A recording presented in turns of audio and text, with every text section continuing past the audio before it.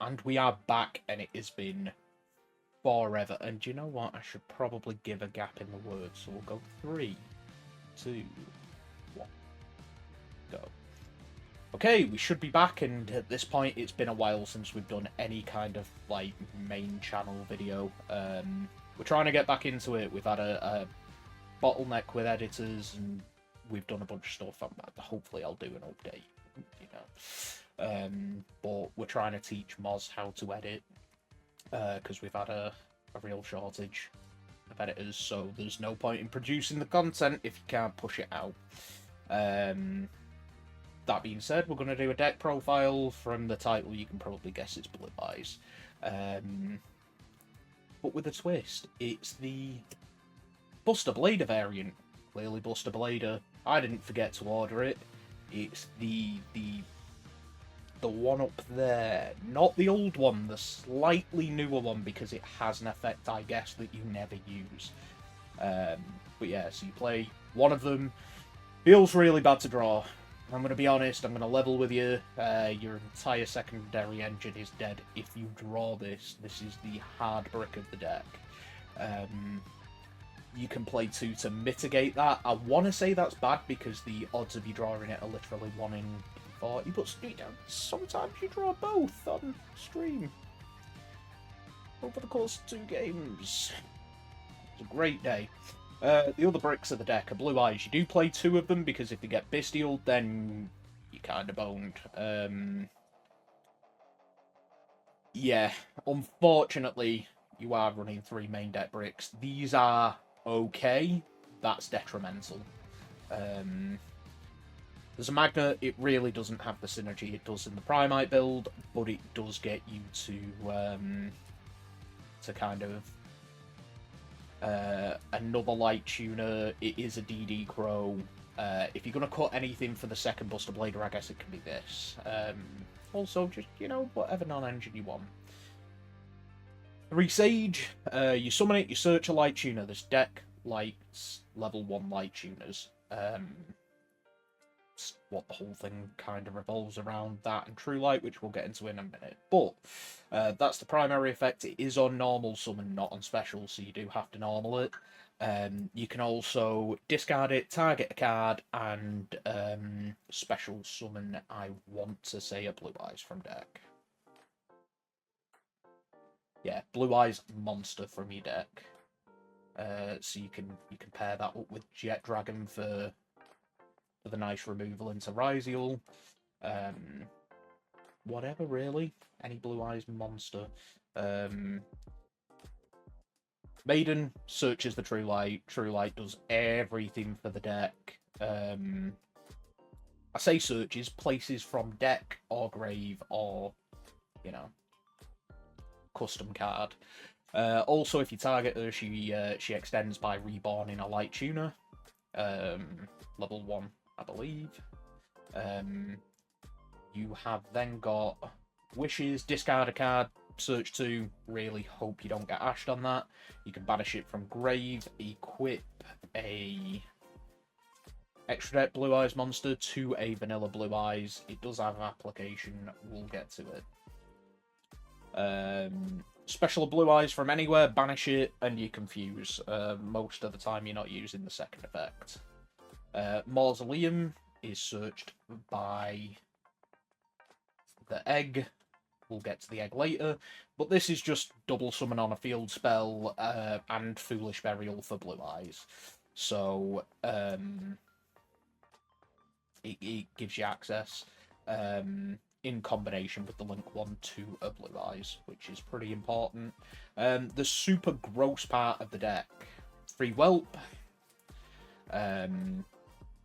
You are pretty much only using it for the name, the fact that it's a level 1 light tuner, and because it searches this. You activate that, send that from deck along with the Buster Blader, banish this from graveyard, end on Zombie World, skill drain. It's kind of nuts. It's all but an FTK if they don't have the answers off rip.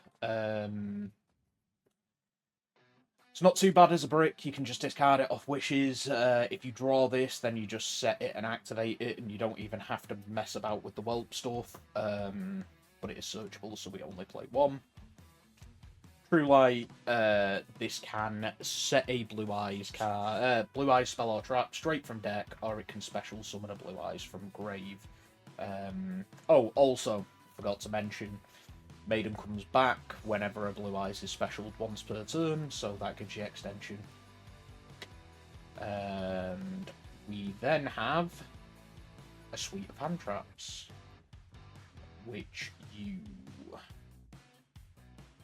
might notice we're playing either the searchable Veiler for disruption during your opponent's turn, if you've opened the nuts.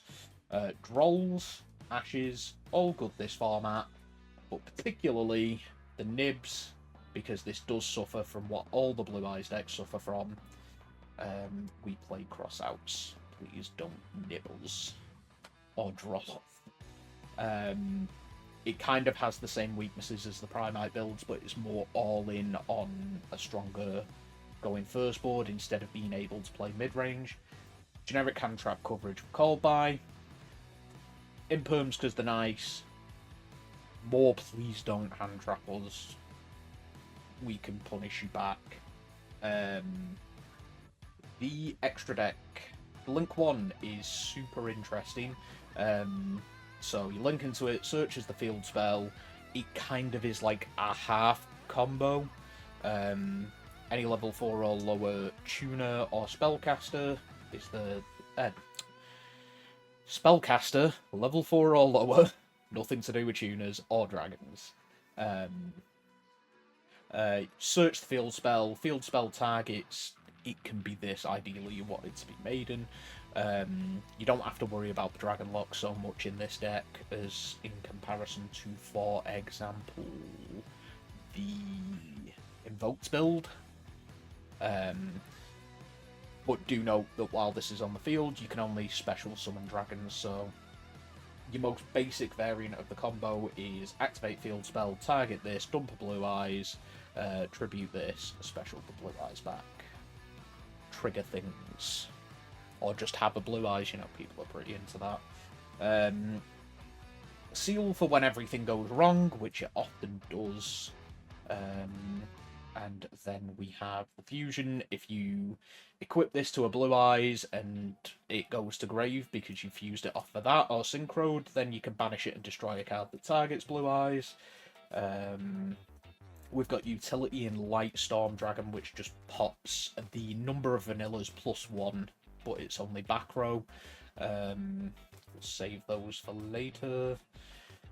Spirit, this is kind of what the deck revolves around as well, extra deck wise. You make Spirit, it's a level 1 tuner and a level 8. Blue Eyes is 8, +1 equals 9. Make this, tag out into Light Dragons till your heart's content. Of those, that will be the Omni Negate. Also, I'm oversimplifying Blue Eyes.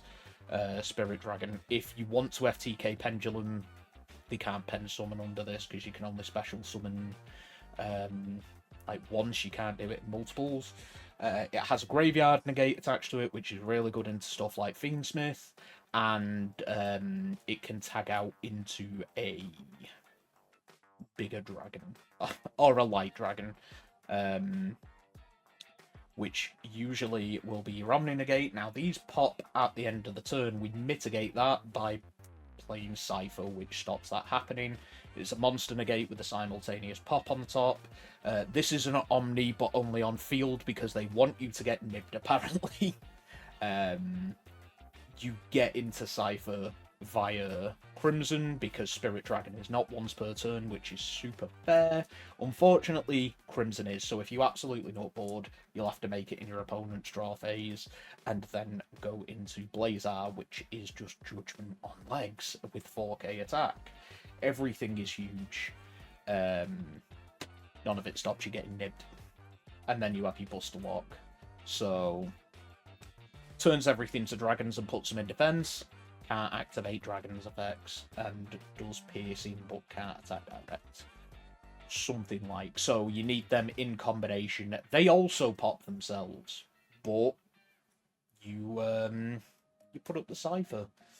So your ideal kind of situation is you have any blue eye starters, search the Whelp.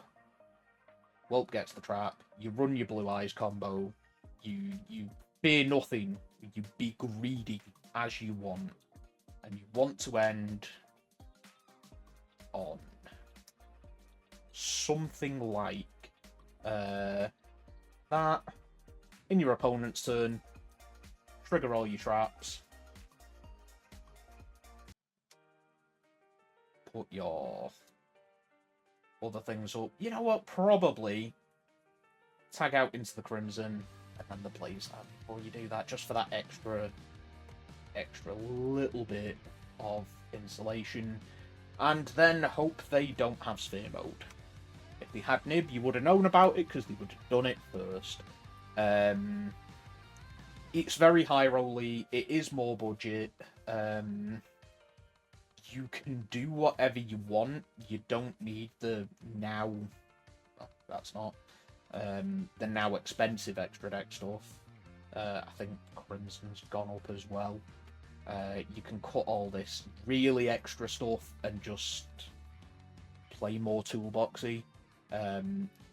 It's kind of nice as a backup because if you get nibbed, you're still skill draining / zombie worlding them. Really high roll though, so rather than playing it more well-rounded, I did kind of think like, I mean, you're kind of just playing a functional FTK. Play the cards that make that work. That is pretty much the profile. If anyone has any questions, jump into the Discord. I am more than happy to answer them. Feel free to comment below the video. I'm super rusty at this. It's been a minute, and it's been a long week.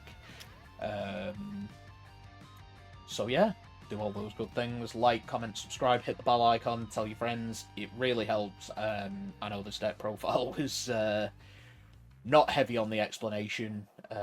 I might play this week, see how it goes. I'm kind of familiar with the effects, but I tend to intuit them rather than know them off the cuff, you know. Yeah, thanks guys. We will be back. I will have more energy on the next one. I'm going to try and film the 60 seconds, which I haven't done in forever. So that's probably going to go terribly. To change the subject, people, I am leaving.